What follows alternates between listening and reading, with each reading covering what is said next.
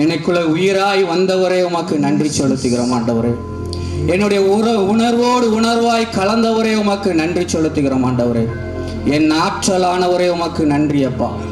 அறிவு புகட்டுகின்ற நல்ல தகப்பனே உமக்கு நன்றி செலுத்துகிறோம் ஐயா. எங்களை மேன்மையாய் உயர்த்துகிற பரிசுத்த ஆவியானவரே உமக்கு நன்றி அப்பா. எங்களை மறுரூப மலைக்கு அழைத்து செல்லுகிற நல்ல ஆண்டவரே உமக்கு நன்றி செலுத்துகிறோம் ஆண்டவரே. நன்றியோடு உமை துதிக்கிறோம் ஐயா. இயேசுவே உமக்கு நன்றி நன்றி நன்றி ஆண்டவரே. நன்றி தகப்பனே. ஹல்லேலூயா ஹல்லேலூயா ஹல்லேலூயா ஹல்லேலூயா. இயேசுவே நன்றி இயேசுவே நன்றி இயேசுவே நன்றி இயேசுவே நன்றி. இயேசுவே வாழ்க இயேசுவே வாழ்க இயேசுவே வாழ்க இயேசுவே வாழ்க. மரியே வாழ்க மரியே வாழ்க மரியே வாழ்க மரியே வாழ்க மரியே வாழ்க மரியே வாழ்க. ஹல்லேலூயா ஹல்லேலூயா ஹல்லேலூயா ஹல்லேலூயா ஹல்லேலூயா ஹல்லேலூயா. எல்லோரும் எப்படி இருக்கீங்க? உற்சாகமா இருக்கீங்களா? காலையில ஆண்டவரை ஆராதித்தோம், அவரை புகழ்ந்து பாடணும். அவர் நமக்கு பலனை கொடுத்திருக்கிறார், ஆற்றலை கொடுத்திருக்கிறார். ஹல்லேலூயா ஹல்லேலூயா. நமக்கு கொடுக்கப்பட்ட வார்த்தை இறை ஆட்சியின் மறைபொருளை அறிந்திட. ஹல்லேலூயா ஹல்லேலூயா. பாருங்க, ஒரு காலகட்டத்திற்கு முன்பாக இந்த இறைவனுடைய வார்த்தை யாரு கையிலையும் கிடையாது, உண்ட தேவாலயத்தில் மட்டும்தான் இருக்கும். ஆனால் இப்பொழுது ஆண்டவருடைய இரக்கத்தினாலே இந்த இறை வார்த்தை எல்லோருடைய கைகளிலும் கொடுக்கப்பட்டிருக்கு. ஹல்லேலூயா ஹல்லேலூயா. பாருங்க, இந்த மறைபொருளை அறிந்து கொள்ளக்கூடிய ஒரு வாய்ப்பு நமக்கு நம்மளுடைய கரங்களிலே கொடுக்கப்பட்டிருக்கிறது. ஹல்லேலூயா ஹல்லேலூயா. பாருங்க, இன்னும் சொல்ல போனா இந்த மறைபொருளை, இறை ஆட்சியினுடைய மறைபொருளை அறிந்து கொள்ள இந்த தூத்துக்குடி மாவட்டத்தில் எத்தனையோ பேர் இருக்கலாம். ஆனால் நமக்கு விசேஷமாக ஆண்டவர் அழைப்பை கொடுத்து நம்மை தேர்ந்தெடுத்து நம்மளை பெரிய அவர் மதிப்பு வைத்து நம்மளை இந்த இடத்துல அழைத்து அவருடைய மறைபொருளை அறிந்து கொள்ள ஒரு ஆற்றலை நமக்கு கொடுத்திருக்கிறார். ஹல்லேலூயா ஹல்லேலூயா. பாருங்க, இந்த வாய்ப்பு யாருக்குமே கொடுக்கப்படலை. ஹல்லேலூயா ஹல்லேலூயா. நம்ம விலையேற பெற்றவங்க. கடவுளுடைய மறைபொருளை நாம் அறிந்து கொள்ள நம்மளை அழைத்திருக்கிறார் என்றால் நம் விலையேற பெற்றவங்க. நம்ம மேல எவ்வளவு அவர் மதிப்பு வைத்து எவ்வளவு அன்பு வைத்து நம்மளை இந்த இடத்துல அழைத்திருப்பார். ஹல்லேலூயா. வேதாகமத்தில் ஒரு வார்த்தை சொல்லப்பட்டிருக்கிறது, தந்தை ஈர்த்தால் ஒளிய எவரும் என்னிடம் வர முடியாது என்று. ஹல்லேலூயா ஹல்லேலூயா. கடவுளுடைய ஈர்ப்பு நம்ம மேல இருக்க போய் தான் அந்த இயேசுவினுடைய மறைபொருளை நாம் அறிய இந்த இடத்துல வந்து அமர்ந்திருக்கிறோம். ஹல்லேலூயா. நம்மளுடைய பலத்தினாலும் அல்ல, நம்மளுடைய ஆற்றலினாலும் அல்ல, நம்மளுடைய சக்தியினாலும் அல்ல, ஆனால் தேவனுடைய ஆவியினால எல்லாம் ஆகும் என்று ஒரு வார்த்தை சொல்லப்பட்டது போல கடவுளுடைய ஆவியானவர் நம்மளுடைய உள்ளத்தை தூண்ட போதுதான் இந்த இடத்துல நம்மளால் அமர முடிகிறது. ஹல்லேலூயா ஹல்லேலூயா. நம்மளால ஒன்று முடியாது. ஹல்லேலூயா ஹல்லேலூயா. பாருங்க, இறை வார்த்தை எடுத்து வாசிப்போம். எபேசியர் அதிகாரம் 5வது அதிகாரத்தில் 8வது வசனத்தை எடுத்து நாம் வாசிப்போம். ஒரு காலத்தில் இருளா இருந்த நீங்கள் இப்பொழுது ஆண்டவரோடு இணைந்து ஒளியா இருக்கிறீர்கள். ஆகவே ஒளி பெற்ற மக்களாய் வாழுங்கள். ஹல்லேலூயா ஹல்லேலூயா. ஒரு அருமையான வார்த்தை நமக்கு இந்த நேரத்தில் கொடுக்கப்பட்டிருக்கிறது. ஒரு காலத்திலே நாம் எப்படி இருந்தோம் என்றால் இருளா இருந்தோம். நம்மளுடைய வாழ்க்கை எப்படி இருந்தது என்றால் அது இருளா இருந்தது. நம்மளுடைய செயல்கள் எல்லாம் எப்படி இருந்தது என்றால் அது இருளா இருந்தது. ஹல்லேலூயா ஹல்லேலூயா. பாருங்க, நம்மளுடைய நடத்தைகள், நம்மளுடைய சிந்தனைகள், நம்மளுடைய பேச்சுகள் எல்லாம் எப்படி இருந்தால் அதிலே ஒரு இருள் இருந்தது. ஹல்லேலூயா ஹல்லேலூயா. இங்க வேதத்தில் ஒரு இதே எபேசியர் 2வது அதிகாரம் 1வது வசனம் சொல்லப்பட்டிருக்கிறது, உங்களுடைய குற்றங்களை முன்னிட்டு, உங்களுடைய பாவங்களை முன்னிட்டு நீங்கள் இறந்தவர்களாக இருந்தீர்கள் என்று. ஹல்லேலூயா ஹல்லேலூயா. பாருங்க, பாவம் செய்கிற எந்த ஆத்துமாவும் அது செத்ததா இருக்கிறது. ஹல்லேலூயா ஹல்லேலூயா. பாருங்க, பாவத்திலே மூழ்கி இருக்கிற ஒரு மனிதனுடைய வாழ்க்கை அது எப்படி இருக்கிறது என்றால் அது செத்து போய் இருக்கிற வாழ்க்கையா இருக்கிறது. நாம் நடக்கலாம், நாம் உண்ணலாம், நாம் பிறரோடு பேசலாம், ஆனால் இந்த சதை உயிரோடு இருக்கிறது மட்டும்தான் நமக்கு தெரியும். பாவத்திலே வாழ்கிற ஒரு மனிதனுடைய சதை எப்படி இருக்கின்றால் அது உயிரோடு இருக்கிறது என்றுதான் அவனுக்கு தெரியும். ஆனால் அவனுக்குள்ளே இருக்கிற ஒரு ஆத்துமா அது பாவத்திலே மூழ்கி இருக்கும் போது அது செத்து போய் இருக்கிறது என்று வேதாகமம் சொல்லுகிறது. ஹல்லேலூயா ஹல்லேலூயா. பாருங்க, அதே இது இன்னொரு வசனம் சொல்லப்பட்டிருக்கிறது. பாவம் செய்கிற ஆத்மாவுக்கு கிடைக்கிற கூலி சாவு. ஹல்லேலூயா, ஹல்லேலூயா. எந்த மனிதன் ஒருவன் பாவத்திலே நிலைத்திருக்கிறானோ அவனுக்கு கிடைக்கக்கூடிய ஒரு கூலி என்னவென்றால் அது சாவு. ஹல்லேலூயா, ஹல்லேலூயா. இதையெல்லாம் உணரணும் என்பதற்காகத்தான் நம்மளுடைய கடவுளுடைய பேர் இரக்கத்தினாலே இந்த இடத்துல அவருடைய மறைபொருளை அறிய நம்மளை அழைத்திருக்கிறார். கரங்களை தட்டி ஆண்டவருக்கு நன்றி செலுத்தும். இயேசுவே நன்றி அப்பா. பாருங்க, என்னுடைய வாழ்க்கையில நான் 2008 வருடம் ஆகஸ்ட் மாதம் 31 இந்த ஜெப வாழ்க்கைக்குள்ளே வந்தேன். அது ஒரு ஞாயிற்றுக்கிழமை. அந்த நாட்களில் தான் என்னை ஆண்டவர் அழைத்தார் இந்த கூடாரத்துக்கு, இந்த இன்னாசியார் ஜெப ஐக்கியத்துக்குள்ளே. 2008 வருடம் ஆகஸ்ட் மாதம் 31 இந்த இன்னாசியார் ஜெபத்தோடு என்னை கலந்து கொள்ள அவர் அழைத்தார். ஹல்லேலூயா, ஹல்லேலூயா. அதற்கு முன்பாக என்னுடைய வாழ்க்கை எப்படி இருந்தது என்றால் ஒரு பாவம் நிறைந்த வாழ்க்கையாக இருந்தது. நான் ஒன்றுக்கும் உதவாதவனாக இருந்தேன். ஹல்லேலூயா. ஆனால் எனக்குள்ள எப்படி இருந்தா, நான் நல்லா தானே இருக்கேன், நான் அவங்களே மாதிரி குடிச்சிட்டு ரோட்டில் கிடக்கலையே, அவங்களே மாதிரி விபச்சாரம் செய்யலையே, அவங்களே போல பெரிய பெரிய பாவம் செய்யலையே, யாரையும் கொலை செய்யலையே என்கிற ஒரு எண்ணம் தான் எனக்குள்ளே இருந்தது.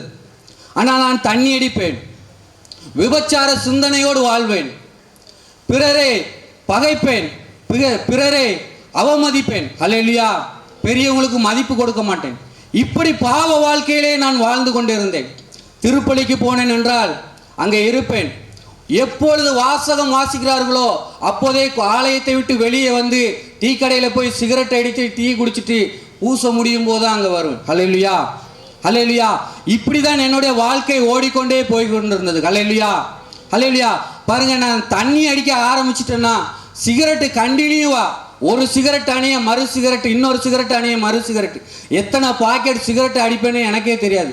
நான் குடிக்க ஆரம்பிச்சிட்டேன்னா கண்டினியூவா சிகரெட் அடிச்சுக்கிட்டே இருப்பேன். ஹல்லேலூயா, ஹல்லேலூயா.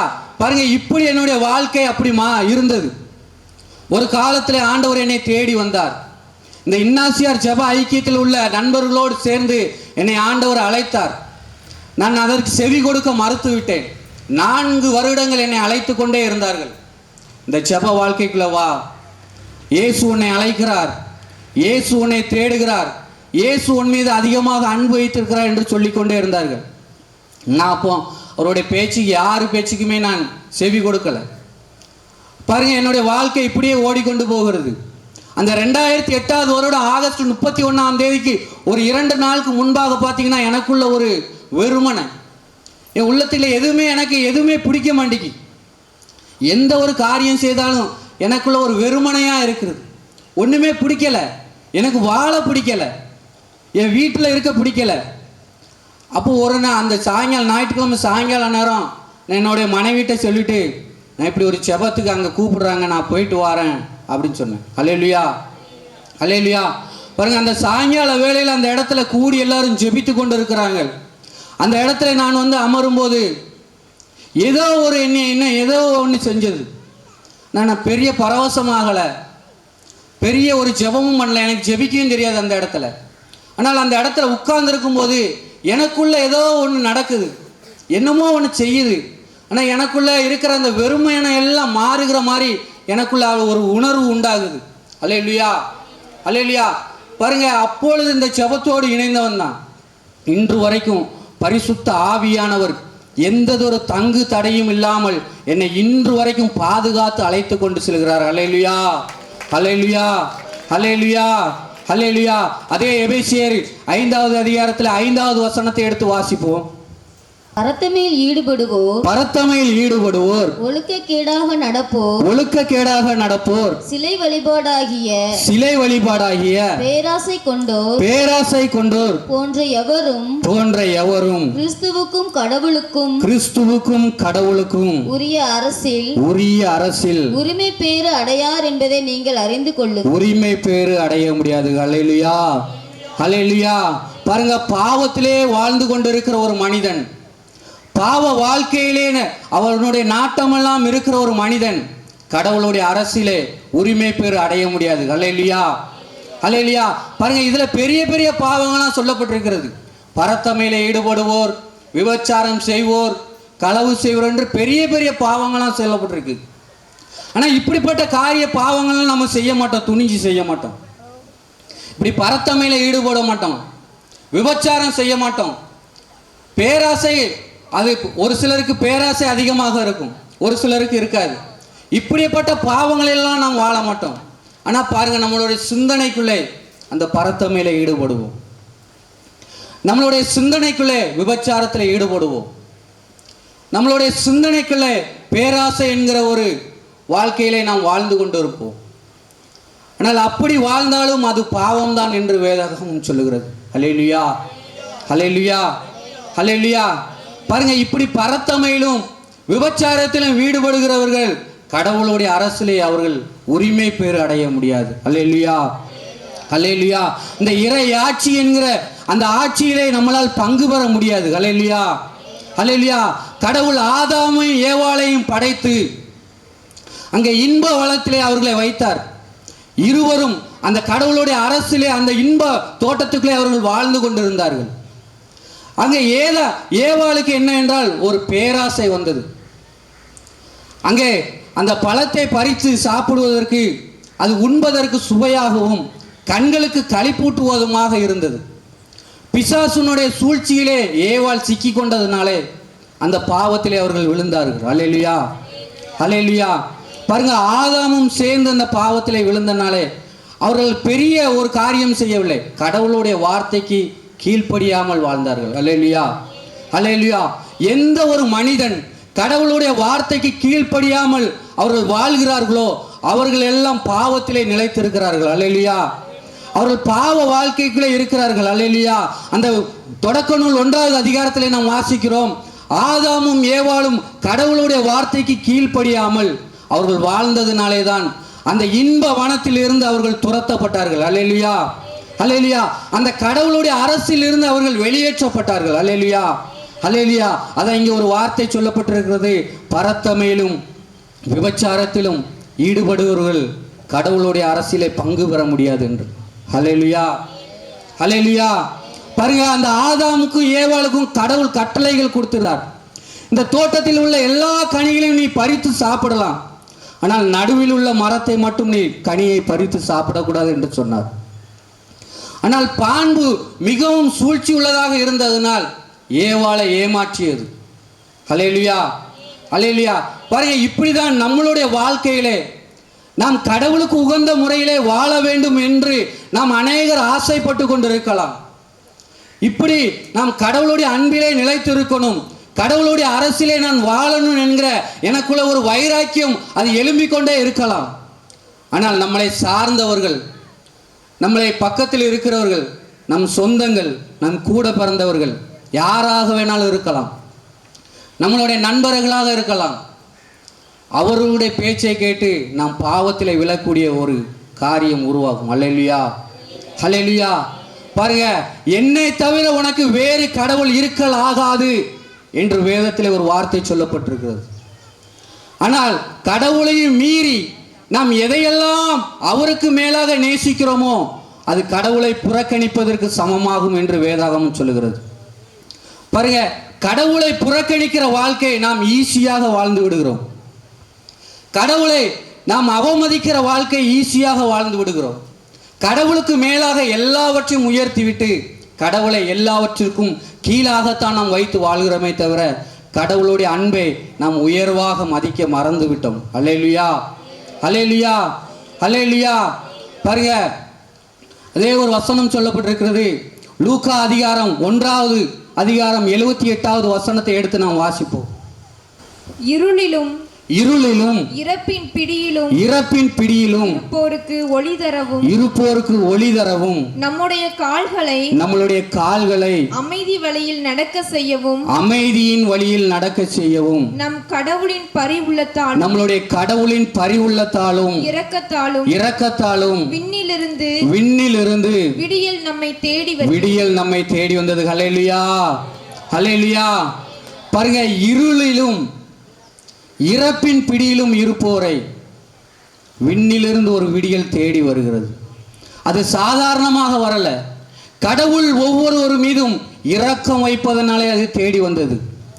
ஒவ்வொரு மீதும் அவர் பரிவு கொண்டதனால் ஒரு விடியல் நம்மளை தேடி வந்து கொண்டிருக்கிறது. ஹல்லேலூயா, ஹல்லேலூயா. பாருங்க, இயேசுவை அவர் நமக்காக அனுப்பினார். விண்ணில் இருந்து அந்த அருள்நாதரை நமக்காக அனுப்பினார். பாவம் செய்கிற என்னுடைய மக்களை நீ மீட்டு கொண்டு வர வேண்டும் என்பதற்காக கடவுள் நம்மீது இரக்கமும் பரிவும் வைத்து தன்னுடைய சொந்த மகனையே நமக்காக இந்த பூமியிலே அனுப்பினார். ஹல்லேலூயா, ஹல்லேலூயா. இயேசு வந்து என்னை மீட்டு கொண்டார். ஹல்லேலூயா. இயேசு என்னை தேடி வந்தார். ஹல்லேலூயா, ஹல்லேலூயா. என்னை தேடி இயேசு வந்தார், என் வாழ்வை மாற்றி விட்டார். என்னை தேடி இயேசு வந்தார், என் வாழ்வை மாற்றி விட்டார். அல்லேலூயா நான் பாடுவேன், அல்லேலூயா நான் பாடுவேன். ஆடிப்பாடி மகிழ்ந்திருப்பே, நான் ஆடிப்பாடி துதித்திடுவே. என்னை தேடி இயேசு வந்தார், என் வாழ்வை மாற்றி விட்டார். என்னை தேடி இயேசு வந்தார், என் வாழ்வை மாற்றி விட்டார். மகனானே நான் மகளானே, மகனானே நான் மகளானே. அப்பா பிதாவே என்றழைக்கும், அப்பா பிதாவே என்றழைக்கும். உரிமையை எனக்கு தந்தார், உரிமையை எனக்கு தந்தார். என்னை தேடி இயேசு வந்தார், என் வாழ்வை மாற்றி விட்டார். என்னை தேடி இயேசு வந்தார், என் வாழ்வை மாற்றி விட்டார். ஆவி தந்தார், தூய ஆவி தந்தார், ஆவி தந்தார், தூய ஆவி தந்தார். வல்லமையும் அன்பும் ஞானமும் கொண்ட, வல்லமையும் அன்பும் ஞானமும் கொண்ட பரிசுத்த ஆவி தந்தார், பரிசுத்த ஆவி தந்தார். என்னை தேடி இயேசு வந்தார், என் வாழ்வை மாற்றி விட்டார். என்னை தேடி இயேசு வந்தார், என் வாழ்வை மாற்றி விட்டார். சுகமானே நான் சுகமானே, சுகமானே நான் சுகமானே. இயேசு கிறிஸ்துவின் காயங்களால், இயேசு கிறிஸ்துவின் காயங்களால் சுகமானே, சுகமானே நான் சுகமானே, சுகமானே. என்னை தேடி இயேசு வந்தார், என் வாழ்வை மாற்றி விட்டார். என்னை தேடி இயேசு வந்தார், என் வாழ்வை மாற்றி விட்டார். அல்லேலூயா நான் பாடுவேன், அல்லேலூயா நான் பாடுவேன். ஆடிப்பாடி துதித்திடுவே, நான் ஆடிப்பாடி துதித்திடுவே. என்னை தேடி இயேசு வந்தார், தேடி வந்த என் வாழ்வை மாற்றி விட்டார். என்னை தேடி இயேசு வந்தார், என் வாழ்வை மாற்றி விட்டார். ஹல்லேலூயா, ஹல்லேலூயா, ஹல்லேலூயா, ஹல்லேலூயா. பாருங்க, விண்ணில் இருந்து அவர் பரலோகத்திலே தந்தையின் வலது பரிசுத்திலே வாழ்ந்து கொண்டிருந்த அந்த இயேசு நம் பாவங்களை வாழ்ந்ததினாலே, கடவுளுடைய கட்டளை மீறினாலே கடவுள் அந்த மகனை இந்த பூமிக்கு அனுப்பி வைத்தார். ஹல்லேலூயா, ஹல்லேலூயா.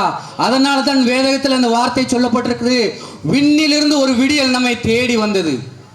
அது சாதாரணமாக வரல, அந்த விடியல் நம்மளை சாதாரணமாக வரல.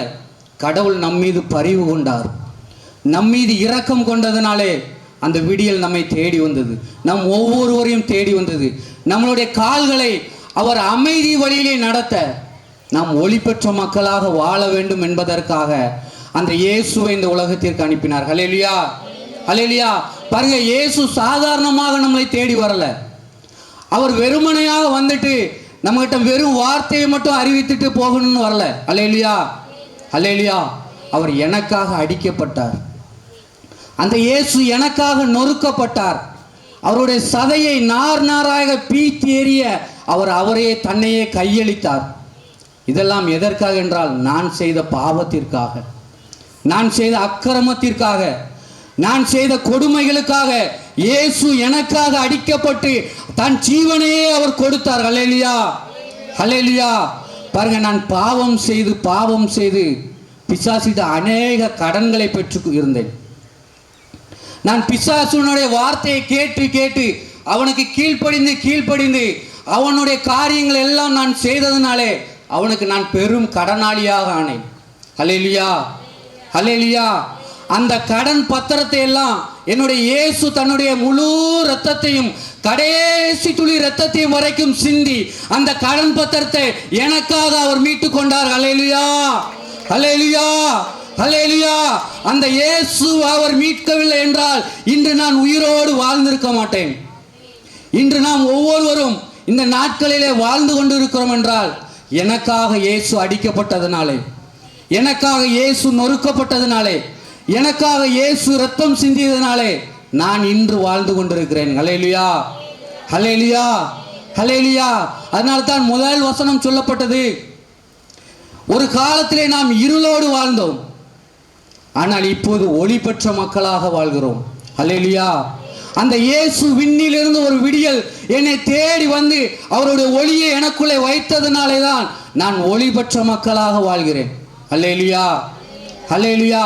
அதே இது லூக்கா அதிகாரம் 1வது வசனத்திலே 1வது அதிகாரத்திலே 35வது வசனத்தை எடுத்து வாசிப்போம். வானதூதர் அவரிடம், வானதூதர் அன்னை மரியாளிடம், தூய ஆவி உம்மீது வரும், தூய ஆவி உன் மீது வரும், உன்னத கடவுளின் வல்லமை உம்மேல் நிழலிடும், உன்னத கடவுளின் வல்லமை உன் மீது நிழலிடும். ஹல்லேலூயா, ஹல்லேலூயா. பாருங்க, அன்னை மரியாளிடம் இறையாட்சியே அவர் ஒப்படைத்தார். இறையாட்சி அதற்கு முன்பாக அன்னை மரியாள் அறிந்து கொள்ளவில்லை. அங்கே வானதூதர் வந்து அன்னை மரியாளுக்கு ஒரு வார்த்தையை சொல்லுகிறார். கடவுளுடைய திருவுளம் இதுதான் என்று ஒரு வார்த்தையை சொல்லுகிறார். கன்னி வயிற்றிலே நான் ஒரு குழந்தையை வைப்பேன், அந்த குழந்தை பிறருடைய மீட்புக்கும் எழுச்சிக்கும் அது இருக்கும் என்று சொல்லுகிறார். அப்பொழுதுதான் அங்கே கடவுளுடைய வல்லமை அன்னை மரியாளை நிரப்புகிறது. அந்த வல்லமை அவர்களை நிரப்பும் போதுதான் கடவுளுடைய திருவுளம் எது என அவர் தேர்ந்து தெளிந்தார். ஹல்லேலூயா, ஹல்லேலூயா, ஹல்லேலூயா. பாருங்க, நம்மளுடைய வாழ்க்கையிலும் கடவுளுடைய திருவுளம் எது என்று அநேக நேரம் நாம் அறியாமல் இருக்கலாம். கடவுளுடைய இறையாட்சிக்குள்ள திருவுளம் எது என்று நாம் அறியாமல் இருக்கலாம். என்று ஒரு நாள் நாம் பரிசுத்த ஆவியானவரால் நிரப்பப்பட்டனோம். பாருங்க, 2008ஆம் ஆண்டு ஆகஸ்ட் 31ஆம் தேதி இந்த ஜெபம் வாழ்க்கைகளை நான் வந்தேன் என்று சொன்னேன். அதே போல 2011 வருடம் 11ஆம் தேதி ஒரு உபவாச ஜெபத்திலே பரிசுத்த ஆவியானவர் என்னை நிரப்பினதை நான் உணர்ந்தேன். இப்படி ஒரு மண்ணான ஒரு இடம்தான். அந்த இடத்துல நான் புரண்டு அழுது, நான் பாவி என்று அழுது என்னுடைய பாவங்களை எல்லாம் ஒப்புக்கொள்ளும் போது பரிசுத்த ஆவியானவருடைய வல்லமை என்னை அளவில்லாமல் நிரப்பிய போதுதான் நான் என்னையே உணர்ந்தேன். ஹல்லேலூயா, ஹல்லேலூயா. இயேசு எதற்காக என்னை தேடி வந்தார்? அவருடைய இறை ஆட்சிக்காக, அவருடைய பணிக்காக என்னை அழைக்க வந்திருக்கிறார் என்பதை அந்த பரிசுத்த ஆவியானவருடைய வல்லமை என்னை நிரப்பும் போதுதான் நான் உணர்ந்து கொண்டேன். ஹல்லேலூயா, ஹல்லேலூயா. நம்மளுடைய திருச்சபையிலே ஒரு அருமையான ஒரு காரியங்கள் இருக்கிறது. குழந்தையாக இருக்கும்போதே அவர்களுக்கு திருமுழுக்கு கொடுத்து பரிசுத்த ஆவியானவரையும் கொடுக்கிறார்கள். பின்பாக ஆண்டவருடைய உடலை உட்கொள்கிறோம். அடுத்தபடியாக பரிசுத்த ஆவியானவர் உங்களோடு தான் இருக்கிறார் என்று அதை உறுதிப்படுத்துவதற்காக உறுதி பூஸ்தலை கொடுக்கிறார்கள். ஆனால் இவ்வளத்தையும் நாம் வாங்கி கொண்ட நாம், பரிசுத்த ஆவியானவர் நம்மளோடு இருக்கிறார். அவரை செயல்பட விடாமல் நாம் ஓரமாக அவரை பரிசுத்த ஆவியானவரை வைத்திருக்கிறோம். நம்மளுடைய கத்தோலிக்க திருச்சபையிலே இருக்கிற ஒவ்வொரு மனிதர்களும் பரிசுத்த ஆவியானவரால் அவர்கள் நிரப்பப்பட்டவர்களாகத்தான் இருக்கிறார்கள். பரிசுத்த ஆவியானவர் ஒவ்வொருவருக்கும் கொடுக்கப்பட்டாச்சு.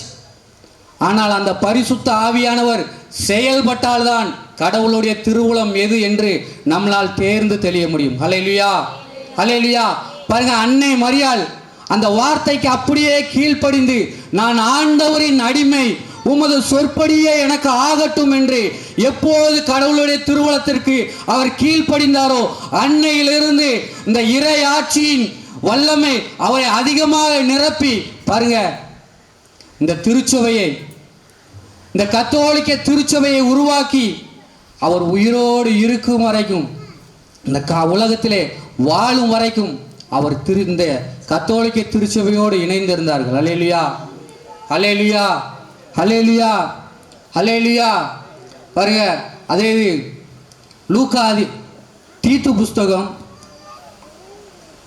3:5 எடுத்து வாசிப்போம். நாம் செய்த அறச்செயல்களை முன்னிட்டு அல்ல, நாம் செய்கிற அறச்செயல்களை முன்னிட்டு அல்ல, மாறாக தம் இரக்கத்தை முன்னிட்டு, புது பிறப்பு அளிக்கும் நீரினாலும், புதுப்பிக்கும்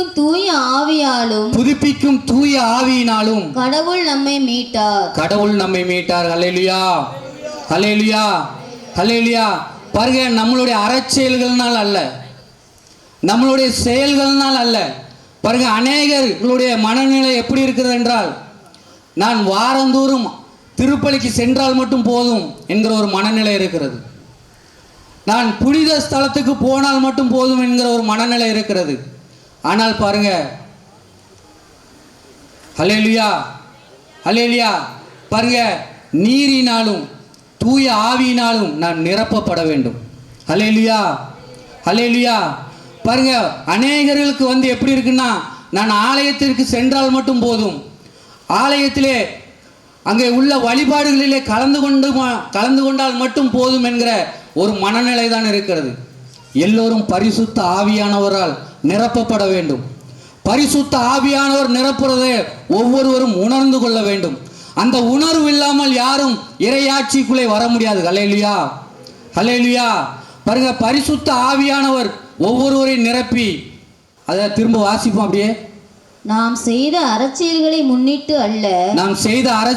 முன்னிட்டு அல்ல, மாறாக தம் இரக்கத்தை முன்னிட்டு, புது பிறப்பு அளிக்கும் நீரினாலும், புதுப்பிக்கும் தூய ஆவியினாலும் கடவுள் நம்மை மீட்டார். ஹல்லேலூயா, ஹல்லேலூயா. பாருங்க, பரிசுத்த ஆவியானவர் தான் ஒருவருக்குள்ளே வந்து ஒரு பாவம் எது, நல்லது எது, கெட்டது எது என்று சொல்லித்தர முடியும். ஹல்லேலூயா, ஹல்லேலூயா. பரிசுத்த ஆவியானவரை பெறாமல், அவரை பெற்று அந்த பரிசுத்த ஆவியானவர் எனக்குள்ள இருக்கிறார் என்கிற உணர்வு இல்லாத மனிதர் எவரும் இது நல்லது இது கெட்டது என்று அறிய முடியாது. ஹல்லேலூயா, ஹல்லேலூயா.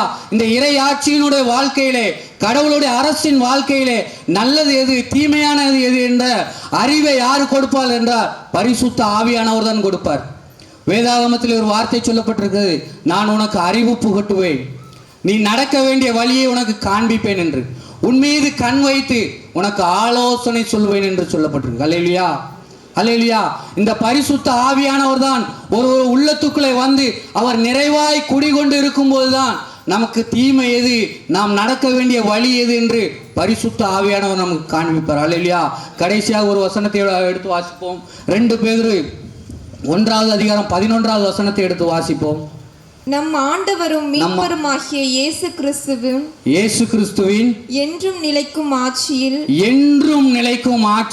பங்கேற்கும் உரிமை உங்களுக்கு நிறைவாக அருளப்பட்டிருக்கு. ஹல்லேலூயா, ஹல்லேலூயா, ஹல்லேலூயா. பாருங்க, கிறிஸ்தவனாக பிறந்த ஒவ்வொருவருக்கும் கடவுளுடைய அரசிலே நாம் பங்கு பெற அது உரிமை அளிக்கப்பட்டிருக்கிறது. அந்த உரிமையை நாம் என்ன செய்கிறோம் என்றால், நாம் தான் அதை புறம்பே தள்ளிவிடுகிறோம். கிறிஸ்தவன ஞான ஸ்நானம் பெற்ற ஒவ்வொருவருக்கும் கடவுளுடைய இறை ஆட்சியிலே ஒரு உரிமை பங்கு உண்டு. அது யாராலும் மறுக்க முடியாது. அந்த உரிமை பங்கை நாம் என்ன செய்கிறோம் என்றால், நாமளாகவே அதை விலைக்கு தள்ளிவிடுகிறோம். ஹல்லேலூயா, ஹல்லேலூயா. கடவுள் கொடுத்ததையும் அவர் வாக்களித்ததையும் என்றும் திரும்ப பெறுவதில்லை. ஹல்லேலூயா, ஹல்லேலூயா, ஹல்லேலூயா. அப்படியே நாம் எழுந்து நின்று ஒரு பாடலை பாடி நாம் ஆராதிப்போம் கடவுளை. கேட்ட இறை செய்தியின் அம்சங்களை எல்லாம் நீங்க நன்றி ஆண்டவரே, நன்றி இந்த தகப்பனே. வேளையில எழுந்து என்னை நிரப்பும் இயேசு தெய்வமே, இன்று நிரப்பும் உந்தன் ஆவியார். என்னை நிரப்பும் இயேசு தெய்வமே, இன்று நிரப்பும் உந்தன் ஆவியார். என்னை நிரப்பும் இயேசு தெய்வமே, இன்று நிரப்பும் உந்தன் ஆவியார். தேற்றரவாளன் பரிசுத்த ஆவி தேற்றிட வாருமே, தேற்றரவாளன் பரிசுத்த ஆவி தேற்றிட வாருமே. ஆற்றலை கொடுத்து அன்பால் நிரப்பும் ஆவியே வாருமே,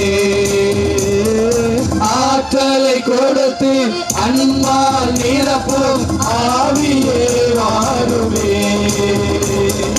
நிரப்பும் இயேசு தெய்வமே, இந்த நிரப்பும் உந்தன் ஆவியார்.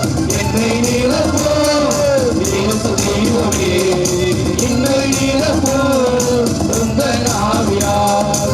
வரங்களை கொடுத்து வாழ்வை அளிக்கும் வல்லரே வாருமே, வரங்களை கொடுத்து வாழ்வை அளிக்கும் வல்லரே வாருமே. கனிகளால் நிரப்பி காயங்கள் ஆற்றும் கருணையே வாருமே, கனிகளால் நிரப்பி காயங்கள் ஆற்றும் கருணையே வாருமே. என்னை நிரப்பும் இயேசு தெய்வமே, அன்பினாலே பரிசுத்த ஆவியானவரே, ஆற்றலினாலே ஒவ்வொருவரை நிரப்பும் இறை ஆட்சியிலானவரே, ஒவ்வொருவரும் பங்குகளானவரே, ஒவ்வொருவரை நிரப்பும் தகப்பனே. அன்பின் தெய்வமே, ஒவ்வொருவரை ஆட்களப்பா, பரிசுத்த ஆவியானவரே வல்லமை அபிஷேகம் ஆண்டவரே, ஒவ்வொருவரை நிரப்பட்டும் ஐயா.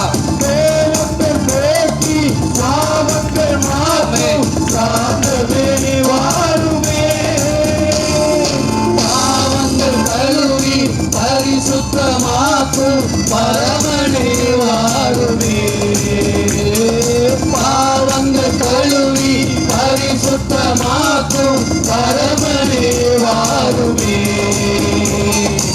என்னை நிரப்போ இயேசு தெய்வமே, என்னை நிரப்போ உந்தன் ஆவியார். என்னை நிரப்போ இயேசு தெய்வமே, என்னை நிரப்போ உந்தன் ஆவியார்.